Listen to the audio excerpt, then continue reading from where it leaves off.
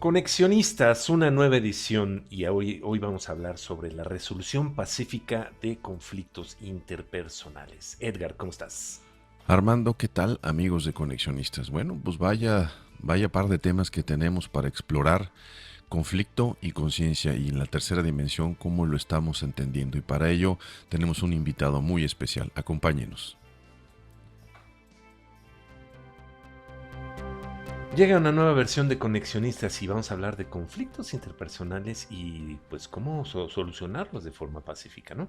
El día de hoy vamos a tener a una persona que estudió comunicación social y periodismo, especializado en relaciones diplomáticas, con máster en educación por la paz y estudios de desarrollo humano y filosofía. Es investigador, es catedrático y también es conferencista. Edgar, ¿cómo estás?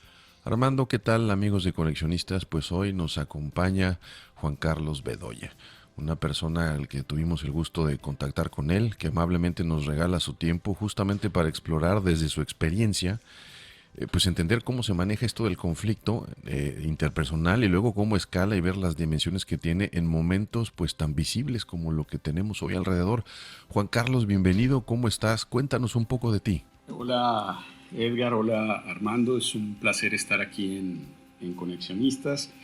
Y bueno, pues ya lo que ustedes comentaron brevemente, efectivamente lo mío ha sido desde hace ya aproximadamente unos 20 años los temas relacionados con la paz y muy especialmente la educación para la paz, que está muy conectada con temas de desarrollo humano y, y con temas actitudinales necesarios para la resolución pacífica de los conflictos. Ese es básicamente el área en la que me desenvuelvo Ahora, actualmente. ¿por qué te interesó? ¿Por qué en otro aspecto de la psicología? ¿Por qué específicamente la resolución del conflicto? Sí, sí, mira, cuando más o menos entre el año 95 y el año 98 más o menos, estuve impartiendo clases en una universidad en Colombia donde trabajaba con la asignatura de Historia del Pensamiento Hispanoamericano y Problemática Social Contemporánea de Colombia. Entonces, en esos estudios tuve la oportunidad de explorar el tema de la violencia que se estaba desatando a raíz de la presencia de grupos guerrilleros y del conocidísimo tema del narcotráfico. Entonces, por esos años aparecieron especialistas nuevos que tenían un nombre curioso, que era el nombre de violentólogos. Y tuve yo entonces que leer, enterarme bastante de todo el tema de la violencia, de las formas en que se manifestaba la violencia, de los escenarios en que se podía producir. Y a raíz de eso me cautivó el tema de la paz, ¿no? Ya en ese entonces tenía un interés por el desarrollo humano, en ese momento estaba cursando un doctorado en filosofía, pero me cautivó más el tema de la paz y entonces decidí hacer una maestría en educación para la paz. Ahora, Juan Carlos, en el contexto que tenemos hoy, digamos, bueno, quizás sería injusto decir que hoy, porque si uno mira el periódico de hace 2 años, 5 años, como que no hay un momento en que no exista conflicto. Y no necesariamente me refiero al conflicto, digamos, social grande, sino o expandido, sino inclusive a nivel interpersonal, como es la idea de esta conversación. Eh, Desde tu aproximación, ¿es imposible erradicar el conflicto? No, el conflicto no se puede erradicar. Eh, Creo yo que es parte de la condición humana.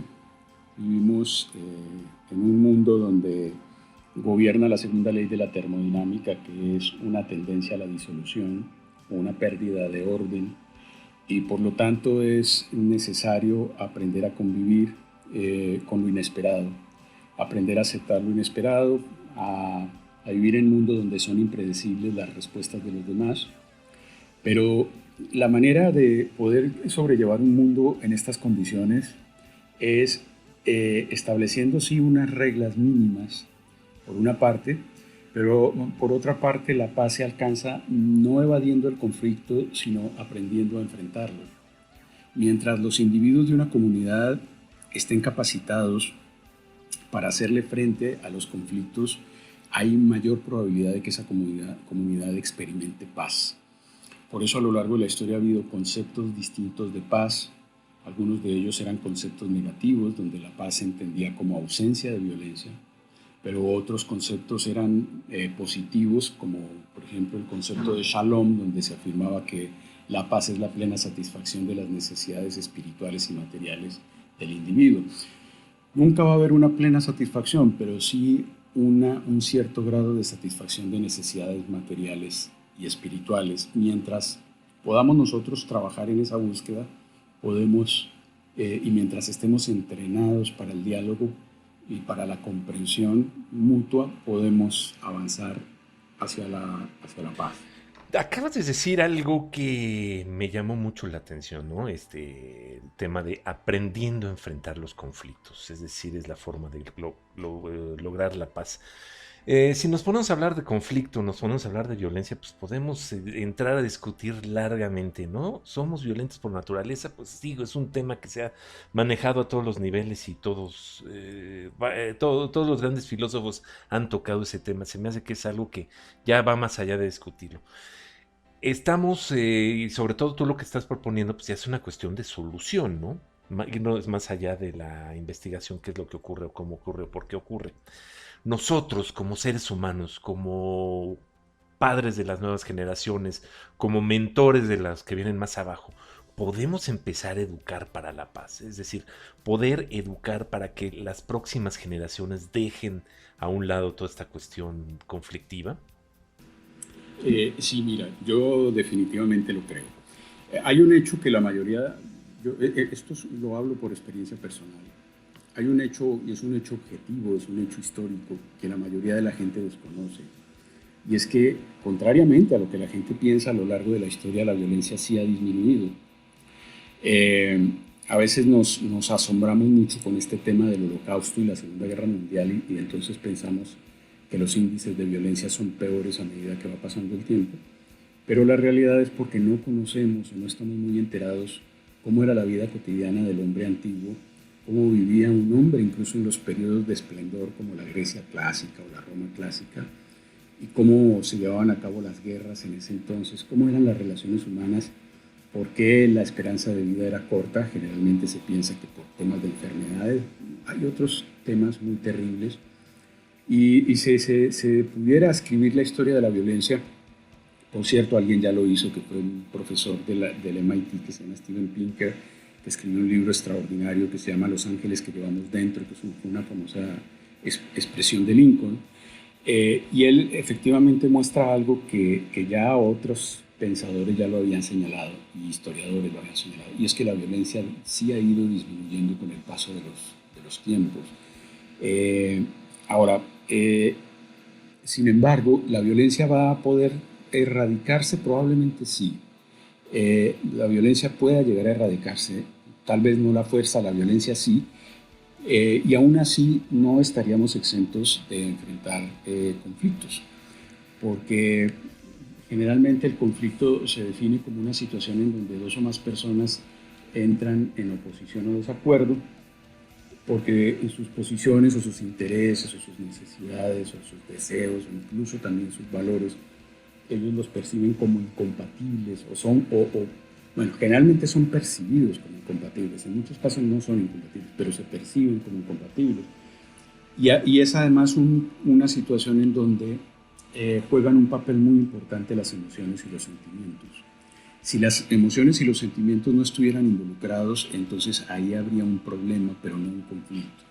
El conflicto siempre remite a una situación subjetiva en donde la persona no se está sintiendo a gusto o tiene una serie de emociones y sentimientos no agradables, y el conflicto tiene aparte una situación que es, digamos, de efecto doble.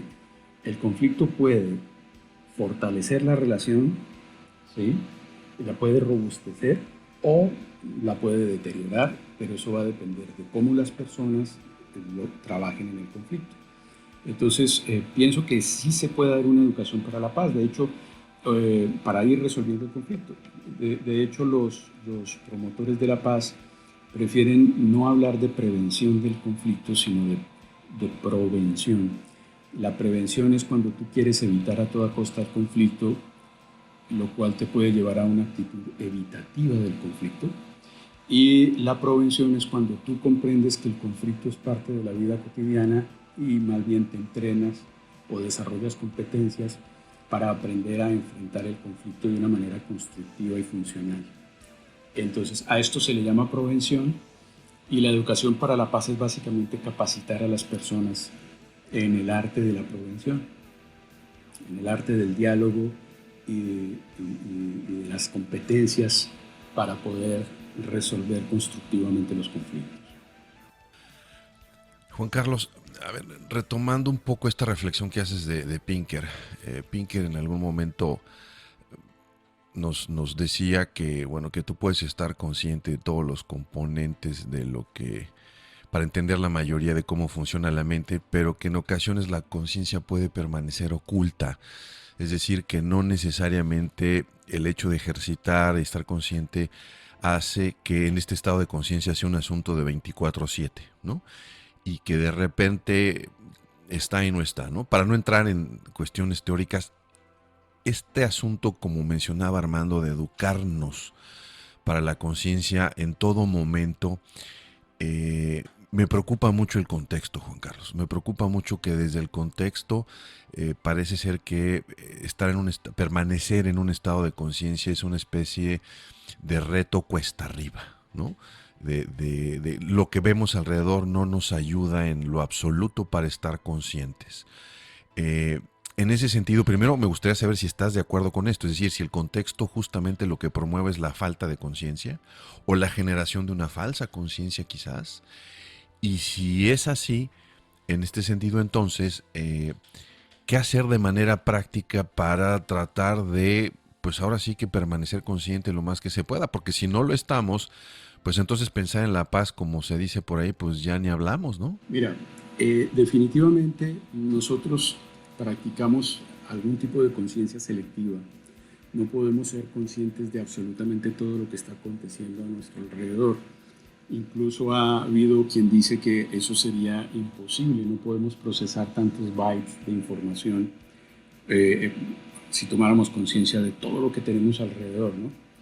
Entonces, por eso decía en algún momento Csikszentmihalyi que hay que elegir a dónde nosotros queremos dirigir nuestra atención. Y una vez elegimos hacia dónde queremos nosotros dirigir nuestra atención, entonces lo que sigue a partir de allí es un entrenamiento.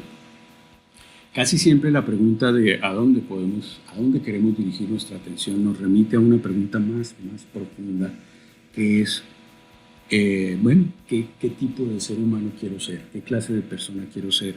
Según sea la respuesta que yo le dé a eso, que es una respuesta basada en valores, basada en principios, es entonces que yo decido empezar a entrenar mi atención para dirigirla a aquellos elementos que me ayudarán a ser la persona que yo quiero ser, ¿no?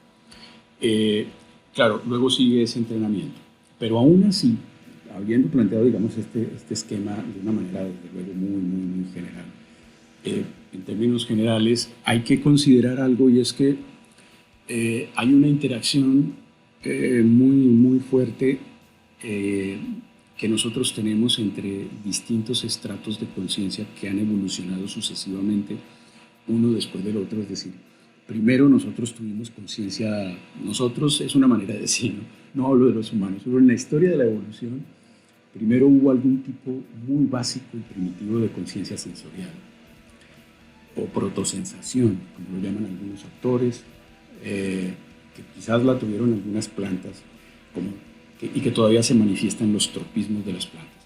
Pero luego se manifestó la motricidad, entonces hubo seres sensorio-motrices, por ejemplo, hace unos 600 millones de años, cuando se produjo la explosión del Cámbrico y afloró la vida pluricelular, ya todos estos animalitos que existían eran criaturas sensorio-motrices.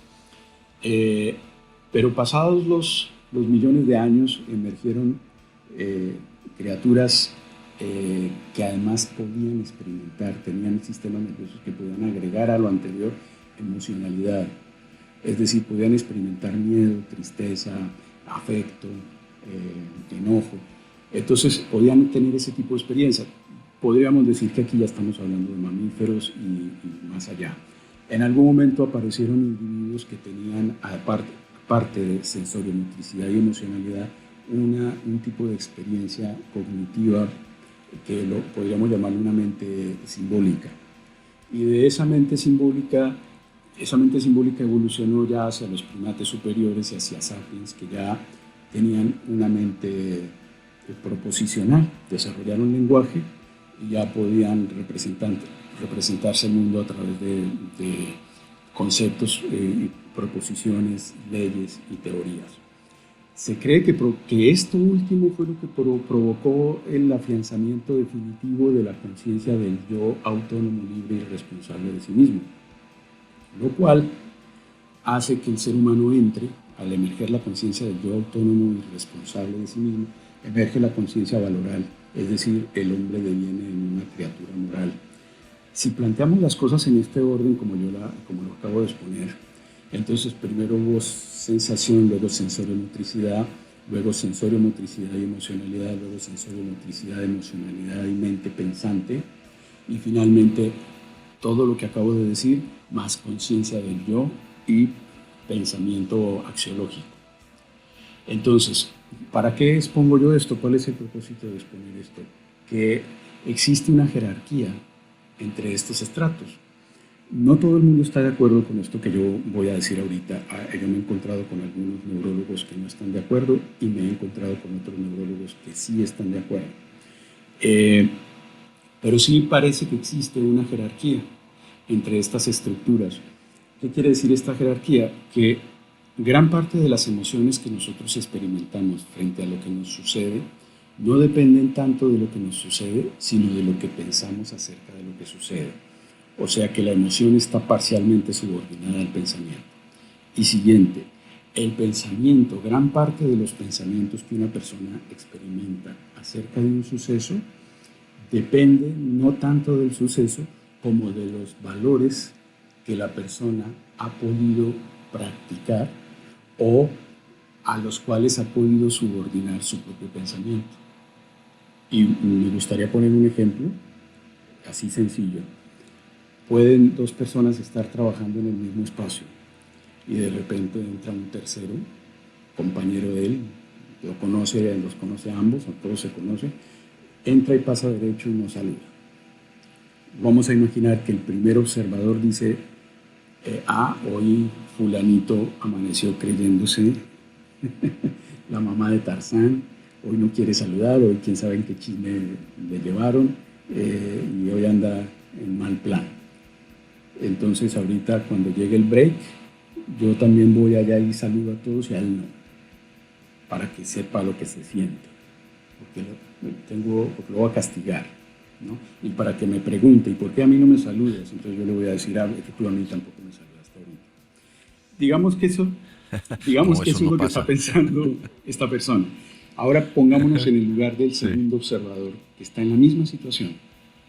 Ve entrar a la persona, ve que no saluda y dice, mira, hoy fulanito amaneció distraído. A lo mejor tiene algún problema, quién sabe, al ratito le pregunto. Y sigue trabajando. Cuando se analiza cuál es la diferencia entre las dos posibles maneras de pensar, lo primero que salta a la luz es que en el primer ejemplo el individuo tiene mayor probabilidad de tener conflictos en su vida y a pasarla mal. O sea, esa persona es difícil que pueda ser feliz. Pero hay una segunda diferencia ya de orden axiológico. Y es que el primer individuo interpreta el suceso como algo que el otro le está haciendo a él. Dicho de una manera simple, tiene una visión un poco más egocéntrica. Y el segundo individuo está interpretando el suceso desde una perspectiva en donde puede desplazar el centro de gravedad de su propio yo al otro. Es decir, interpreta el evento pensando en la necesidad del otro. ¿Qué le sucederá a esta persona? Al rato le pregunto a ver si está bien. Esa diferencia axiológica quiere decir que el pensamiento de esta persona está subordinada a un valor. Entonces ahí volvemos nuevamente a la problemática. ¿Qué clase de ser humano quiero ser? ¿Qué valores necesito cultivar para poder llegar a ser? ¿Y qué tan alineada tengo mi manera de pensar con esos valores que elegí practicar? ¿Sí? No sé si me di a entender en esta exposición. Oh, sumamente claro, realmente muy claro y sobre todo el ejemplo que nos acabas de dar. Aquí me gustaría entonces empezar a adentrarnos un poco a la cuestión personal, ¿no? Tú acabas de decir que es, pues esto se basa en la persona que yo quiero ser, ¿no? Pero muchas veces como persona salimos a la calle y y chocamos con el mundo, ¿no? Realmente, a pesar de que uno salga, pues ahora sí que en el mejor de los planes, el mundo allá afuera es sumamente violento, ¿no? A ciertos niveles, ¿no? En el momento que yo quiero pasar y no me deja el de enfrente porque me avienta el coche, en el momento en que una persona la veo sin, ahora que está de moda, bueno, no de moda, sino que es una situación, lo veo sin el tapabocas, entonces yo veo, pues esta persona no, vaya, el mundo es muy conflictivo, el mundo por sí es conflictivo. A lo que voy es, ¿cómo llegar a esta situación que tú acabas de describir? Es decir, ¿cómo puedo llegar yo a controlar este mundo interno mío para que no me afecte de la manera que afecta a la persona, pues que piensa que no lo saludaron porque Sí, lo claro. odian, ¿no? No, aquí hay un detalle muy interesante, ¿no? Eh, hace yo creo que pero aquí sí tengo que hablar de mi opinión, de mi perspectiva de las cosas, ¿no? Esto ya no vendría Claro que siendo sí. de algún libro, alguna teoría particular, pero sí me afectó un pensamiento que primero tiene origen en la China, pero aquí lo escuché planteado de otra manera. El pensamiento dice, no hay que maldecir la oscuridad, solamente hay que encender la luz. Entonces, eso me cautivó porque en ese momento yo estaba un poco en desacuerdo con un organismo internacional que en ese momento estaba condenando muchas cosas. Condenamos el aborto, condenamos la fecundación in vitro, condenamos las relaciones homosexuales, condenamos aquello. Entonces, en una conversación que yo tenía con un amigo mío, sacerdote jesuita, él me decía, ¿tú qué opinas de toda esta situación? Y yo le dije que ese organismo se está echando tierra encima solito porque la gente no necesita que maldigan la oscuridad, la gente necesita que le digan, que le den opciones de desarrollo humano para vivir, para ser más felices.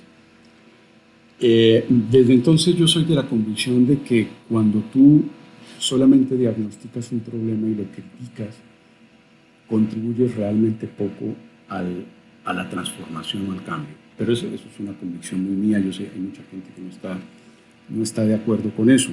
Pero yo le digo a mis alumnos en mis clases, si la crítica hiciera grandes sociedades, yo creo que México sería la primera potencia mundial, lo cual demuestra que se necesita mucho más que eso, Es muy se bueno eso. necesita mucho más que eso. En realidad hay mucho más, ¿cómo te digo? Hay mucho más mérito en proponer y convencer al otro de lo que yo estoy proponiendo. Convencerlo, es decir, invitarlo, lograr mostrarle al otro, oye, échame la mano, y el otro ver las bondades de la idea que yo tengo y decir, sí, yo te colaboro. Eso es mucho mejor que deconstruir o criticar, porque creo que no hay nada que se salve de la deconstrucción, nada, absolutamente nada se salva de eso. Si yo quiero, solamente me basta ser un poquito inteligente y hasta las cosas más grandiosas yo las puedo despedazar si quiero. Encuentro cómo, las relativizo totalmente y las destruyo. Entonces, nuevamente eso me remite a otro ejemplo. Hay un árbol que se llama la palma de coco del Quindío, que es un árbol en Colombia que mide 60 metros de altura y para alcanzar esa altura se tarda aproximadamente 80 años y requiere de una serie de cuidados para que llegue a esa altura. Pero un individuo con una motosierra la puede cortar en menos de un minuto. Entonces, destruir, dañar, criticar siempre es demasiado sencillo. Construir es realmente complejo. Requiere de mucho más gasto de energía. ¿Sí? Ir en sentido contrario a la entropía, que es lo que hacen los organismos vivos, es una tarea ardua. Destruir y generar caos es fácil. Entonces, partiendo de esta perspectiva, considero que una de las primeras formas de ayudar a mejorar las situaciones es desarrollando un pensamiento menos, que se indigne con menos facilidad frente a las cosas que enfrenta y proponga con más facilidad soluciones. A veces la gente piensa que invitarlo a que no te indignes tanto quiere decir vuélvete insensible. No, yo considero que no tiene que ver con que te resbalen las cosas, no, porque eso sería involucionar hacia la piedra. Creo que eso tiene que ver con eleva tu nivel de conciencia para tener más amor y entender la problemática desde sus verdaderas raíces.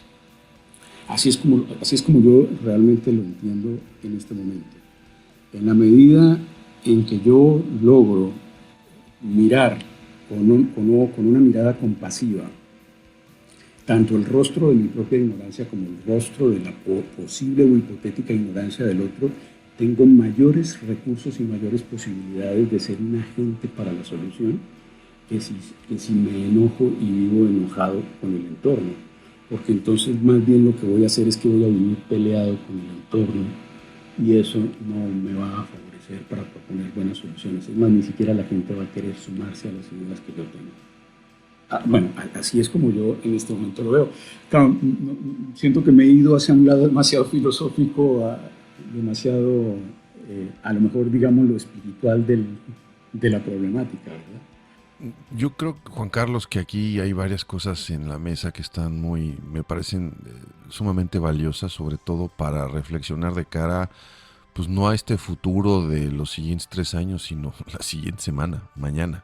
Y lo que ven otras sociedades, y más ahora que está expuesto, ¿no? La forma en las que las organizaciones sociales, no instituciones, sino las sociedades en general, están abrazando sus respuestas a lo que vivimos hoy.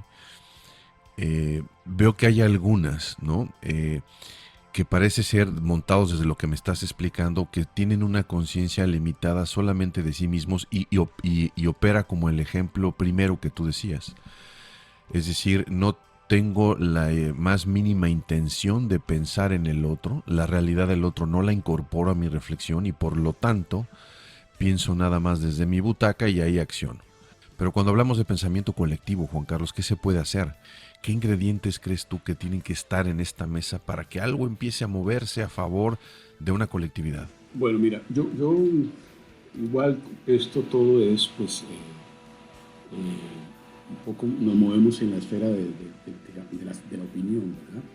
Yo lo vería de esta manera. Yo creo que en este momento estamos viviendo una crisis del individualismo que se manifiesta en que la educación de repente quedó completamente subordinada al proyecto económico. Eso lo escucho yo porque le oigo decir a la gente, no, tienes que estudiar, la educación, todos tienen que tener acceso a la educación para que tengan cómo ganarse la vida. Y entonces a mí eso me hace un poquito de ruido. Yo digo, la educación no puede quedar reducida solamente a brindarte competencias para que tengas cómo ganarte el pan. Tiene que también, o sea, desde luego, también debe incluir eso. Pero la educación tiene que ser un proyecto destinado a que los seres humanos puedan desplegar sus potenciales completos. Y esa creo yo que es una tarea o es una asignatura que tiene pendiente la educación en muchos países. En muchos países ha desaparecido la educación cívica, la reflexión filosófica, ha disminuido muchas cosas. Y cuando esto se hace siempre en aras de un proyecto económico. Es decir, que se promueve una serie de valores como es la competitividad. No que adquieras competencia y seas competente, no, me refiero a que compitas con el otro y le puedas demostrar a la comunidad que tú eres lo suficientemente bueno y que te has podido destacar y puedes descollar sobre los demás. Y rara vez se promueven valores individuales, valores de que está bien, no son malos, de autogestión, que seas autosuficiente, que seas responsable, etcétera. Está muy bien todos estos valores, pero mientras no vayan acompañados de una trama horizontal de conexión con el otro, de valores horizontales como la cooperación, como la convivencia, la solidaridad, la empatía, la compasión, la sinergia. Mientras ese tipo de valores horizontales no se promuevan, entonces el individuo va a tener muy poca capacidad para renunciar a algo personal en aras de un beneficio común. La persona no va a estar preparada para eso. Si en algún momento lo hace, no lo va a hacer con mucho gusto o no lo va a hacer con mucha comodidad. La persona no está preparada para eso. Entonces yo pienso que ese desequilibrio entre la necesidad de autoafirmarse, que es la que se está promoviendo con mucha fuerza, y la otra, que es la necesidad de autointegrarse, ¿sí? Ese desequilibrio y esa pérdida de fuerza de la segunda tiende a generar un atomismo social donde cada quien busca lo suyo, va por lo suyo y tiene muy poco sentido de responsabilidad colectiva. Y no solo un sentido de responsabilidad colectiva, sino que acaba imponiéndose un ethos o una ética del que yo al final cumplo mi deber porque me toca, porque no tengo otra alternativa y no porque me nace, porque me parece interesante, porque me es muy atractivo prestarle ayuda al otro, involucrarme en proyectos donde crecemos juntos, etcétera, etcétera. Ese pienso yo que es una debilidad. Ahora, al haber afirmado esto, lo que estoy queriendo sugerir es que la viga maestra de las transformaciones sociales es definitivamente la educación. Pero la educación no genera soluciones cortoplacistas y también ese es otro problema. Hay mucha gente que quiere ver soluciones muy rápidas. Gente que si tú le preguntas, bueno, ¿hace cuánto crees que se originó toda esta problemática? Y algunos te dicen, eso fue en el porfiriato, otros te dicen, no, eso fue en los 60 y tantos, otros, bueno, desde la independencia. Entonces uno dice, bueno, si el problema se originó hace tantas décadas, ¿por qué tú piensas que se va a poder resolver en 2 años o se va a poder resolver en 6? Quizás la solución a estos problemas solamente se pueda conseguir a través de 1 o 2 cambios generacionales, pero solamente va a suceder si desde ya nosotros ponemos la energía donde realmente hay que ponerla, que es en la educación. Porque si no vamos a seguir generando soluciones de forma a problemas de fondo. Y el problema de fondo está justamente en el individuo, en qué clase de persona estamos generando. Y si el individuo es una persona que no sabe ni siquiera cómo manejar sus emociones, podrá tener mucha información de sabiduría, pero sus propias emociones le obstaculizan la posibilidad de usarla. Entonces, sí hay verdaderamente un problema de qué tipo de ser humano está formando la educación que tenemos. ¿Qué es lo que nos interesa formar? ¿Qué tipo de ciudadano queremos para el año 2050, por ejemplo? Ahora llega el momento en que yo pido que saques, ¿cómo se llama? La bola de cristal y nos des una visión de qué viene a continuación. Es decir, tú hablaste mucho sobre el tema de que esto es una progresión que ha ido con los siglos, ¿no? Antes, obviamente, pues era más, la solución a los conflictos era más violenta que ahora. Ha ido cambiando esto a lo largo de la historia de la humanidad. No estamos hablando ni de 100 ni de 200 años, sino en el rango de los miles ya, ¿no? Milenios. La pregunta es, ¿vamos todavía sobre ese camino? Es decir, ¿todavía es perfectible? Y sí, y está ocurriendo ese cambio. Tú estás viendo que la gente, pues, es tantito mejor para llegar a ese ideal que sería una sociedad sin conflictos. Yo creo que sí, el tema sí es perceptible, ¿sí? Perdón, perfectible. Lo que sí es innegable es que estamos viviendo una crisis. Es un choque valoral muy grande, ¿no? Me acuerdo sí. Cuando Václav Havel recibió la medalla de la libertad en Estados Unidos, él dijo todos nos estamos dando cuenta de que algo está cayendo y algo no muy claro se está levantando de las ruinas de lo que se está cayendo. Se está derrumbando nuestra forma de civilización y sutilmente está arrancando otra diferente que todavía no podemos entender plenamente cómo es. Y ese solapamiento de 2 estructuras valorales es muy fuerte, de una estructura preponderantemente autoritaria que gobernó el mundo durante siglos. Estamos tratando de establecer un sistema democrático, participativo, de diálogo, etcétera, para el cual no tenemos tampoco mucho entrenamiento y por lo tanto genera estados de insatisfacción muy grandes. Yo me acuerdo que hace como 5 años estaba llevando un curso en una empresa y entonces les pedí el favor a todos, eran los directivos de, bueno, no voy a decir la empresa, pero estábamos ahí y les dije, hagan un dibujo, les di una hoja, hagan un dibujo de cómo ustedes se imaginan que va a ser el ser humano del año 2500. Entonces todos ellos hicieron su dibujo y luego les pedí que cada uno pusiera su dibujo y la mayoría de los dibujos eran cyborgs, individuos mitad humanos, componentes biológicos, componentes electrónicos, ojos telescópicos, armas incorporadas al organismo, eran una serie de cosas de ese estilo. Entonces, bueno, después les dije, ahora por favor hagan un dibujo de cómo creen ustedes que sería un ser humano integral, el ser humano que a ustedes les gustaría que poblara su mundo, este mundo dentro de las próximas décadas. Entonces, hicieron ese dibujo y el dibujo era muy diferente, porque cada quien pues se ponía ahí de su imaginación, pero me acuerdo que había gente que dibujaba a individuos tomados de las manos, otros aparecían con dibujos de señores acariciando leones, y era otro escenario, o sea, para no entrar en detalles, el escenario era otra cosa completamente diferente, muy armónica, dibujaban vegetación, dibujaban paisajes hermosos, etc. Entonces yo les preguntaba, ¿por qué hay una divergencia entre el primer dibujo y el segundo dibujo? Y el objetivo que yo tenía al plantearles este tema era que rara vez el ser humano asume la responsabilidad, o rara vez el ser humano se siente responsable del tipo de sociedad que él está contribuyendo a construir en este mismo momento a través de sus propias decisiones cotidianas. Como decía Erwin Schrödinger, la evolución de todos estos miles de millones de años se ha hecho a punta de pequeños golpes de cincel en una todavía inacabada estatua. Y esos golpes de cincel han sido las decisiones que cada ser humano ha ido tomando en su vida cotidiana.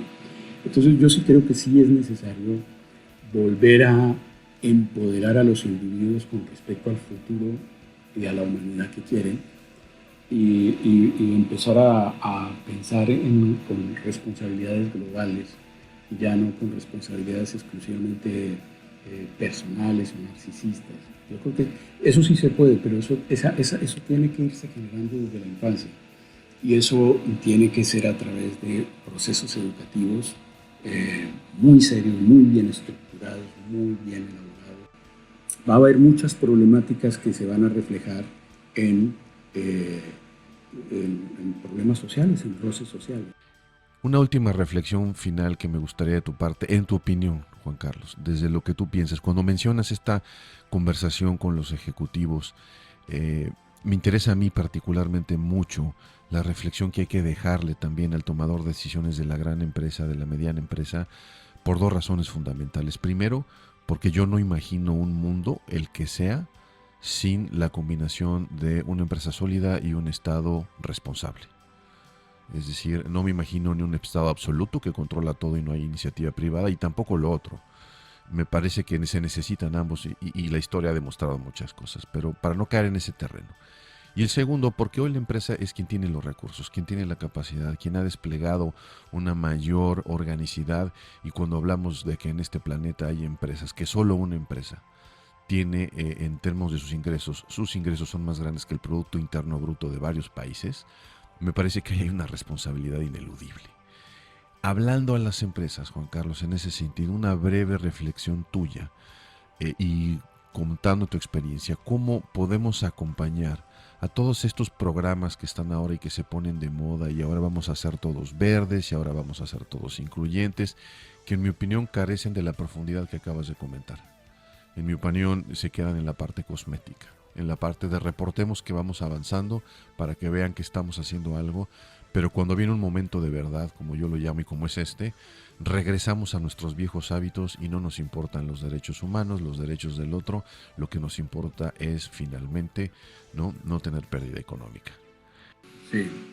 Bueno, yo lo primero que diría es que los empresarios, y esto lo digo porque voy a reproducir una conversación que tuve con un directivo de Comisión Federal de Electricidad aquí en Monterrey, y fue una conversación muy, muy, muy interesante que tuve con él, y entonces rescatábamos algo, y es que hay que superar, él lo decía como autocrítica, ¿no? Él mismo era una reflexión que él se hacía, decía, hay que superar esa creencia de que la educación del ser humano termina cuando alcanzó la adolescencia, y ahí terminó, y ya a partir de entonces ya el individuo quedó hecho y derecho, como se dice popularmente, y de ahí en adelante ya no hay ninguna novedad.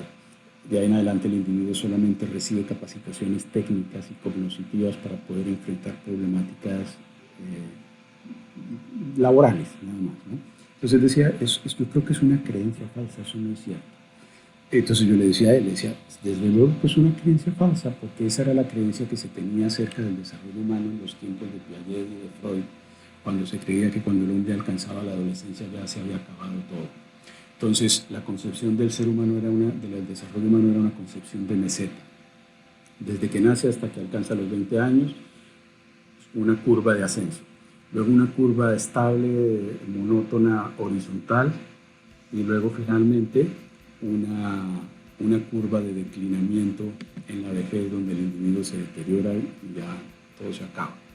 Pero llegaron otros autores como Erickson, como Jung, que plantearon claramente que no, que realmente los desafíos más interesantes de la vida en un ser humano se presentaban después de los 40 años y que por lo tanto era muy difícil que los círculos sociales y especialmente los círculos laborales, familiares a los que pertenece un individuo se manifestaran ajenos, como que eso no me atañe. Entonces yo le decía a esta persona, le decía, realmente toda empresa necesita asumir el compromiso de seguir apoyando el inminente e inacabado proceso de desarrollo humano que tiene su gente. Ahora, lo que tiene que hacer la empresa es darse cuenta de que eso le conviene, de que eso es bueno, porque a un individuo le conviene que su trabajador tenga competencias laborales o técnicas, claro que le conviene, pero le conviene todavía más que ese individuo sea competente como ser humano. Es decir, que sea una persona madura y que tenga valores. Si a mí me ponen a elegir en una empresa donde yo tengo un excelente vendedor, pero es medio tramposo, y un vendedor no tan bueno, pero que es honesto, yo prefiero entrenar al vendedor honesto. Yo sé que esas competencias las puede llegar a adquirir, pero en cambio enseñarle al otro las facultades, esta parte moral, eso me va a costar más trabajo. Y sin embargo, la empresa no puede renunciar a hacer esa tarea, que es una tarea de encuentro permanente en el tipo de persona que necesitamos como empresa y en el tipo de persona que necesitamos como sociedad y en el tipo de persona que nuestra empresa favorece aportarle a la sociedad. Eso es algo que ya se ve, por ejemplo, en las nuevas generaciones. No todos los millennials, ¿no? Esto no se puede generalizar, porque claro que hay unos que yo conozco que no, pero sí hay muchos que dicen, yo para poder desarrollar pertenencia a la empresa en la que quiero trabajar, necesito saber que esa empresa está haciendo algo que le da significado a mi vida. Si la empresa no está haciendo algo con lo que yo me sienta inspirado y le dé significado y sentido, no está haciendo algo ecológico, algo social, yo no me comprometo. ¿Sí? Ahora, eso es algo relativamente reciente, insisto, no se puede generalizar a todo el mundo, pero sí creo que las empresas necesitan hacer eso. Y creo, y con completo cierro ya esto que estaba diciendo, señalando que con este señor con el que hablé, este señor finalmente estructuró un programa de capacitación de 40 horas para todos los trabajadores de Comisión Federal. Se capacitaron más de 2.000 personas y eran 40 horas donde él dijo, no quiero que le den ninguna competencia laboral, va a ser puro desarrollo humano. ¿Cuál es su proyecto de vida? ¿Cómo establecer mejores relaciones familiares, entre amigos, el que sea? Trabajemos sobre su autoestima, trabajemos... Y le invirtió 40 horas, cada trabajador faltó una semana a su trabajo para trabajar en eso. Y él lo hizo motivado por eso. Los resultados han sido positivos, ya la Comisión lo ha hecho en 2 ocasiones y el sentido de pertenencia de mucha gente ha aumentado y sí se observan resultados, ¿sí? Pero claro, son resultados moderados. Juan Carlos, agradezco muchísimo tus reflexiones, que nos hayas compartido un poquito de lo que conoces y de lo que sabes y bueno, pues invitarte en una segunda ocasión mientras tu tiempo y tu agenda lo permita. Armando. Juan Carlos, pues de veras te agradezco mucho tu participación y pues como dice Edgar, ¿no? Esperemos vernos pronto y sobre todo seguir reflexionando sobre un tema que pues no solamente nos incumbe a nosotros, ¿no? Sino es un tema del que depende el futuro de nosotros pues, como humanidad, como civilización prácticamente.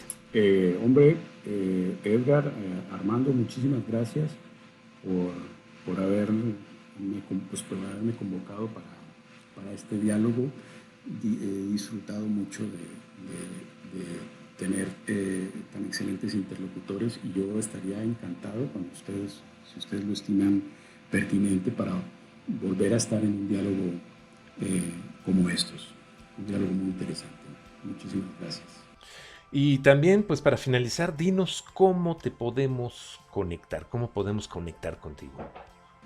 Redes sociales, etcétera. Básicamente a través de mi correo electrónico, que es JNK, J de Juan, N de niño, K de kilo, Bedoya, JNK Bedoya, Bedoya con B de bueno y con Y, @yahoo.com.mx.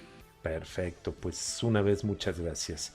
Y bueno, pues esta fue la emisión de Conexionistas de Resolución Pacífica de Conflictos Interpersonales. La música que estamos oyendo de fondo es música de Alejandro Saborit. A él lo encuentran en YouTube. Alejandro Saborit es el nombre de su canal. El diseño es de Sofía Reynoso. A ella la encuentran en Facebook como Sofía Reynoso Diseño Gráfico y en Twitter como @Sofía Reynoso MX. Y conecten con nosotros, conexionistas. Estamos en Twitter como arroba conexionistas MX, en Facebook como diagonal conexionistas MX, y en YouTube nuestro canal se llama Conexionistas México. Todos los podcasts de Conexionistas los pueden encontrar en Spotify y en iVoox. Muchas gracias.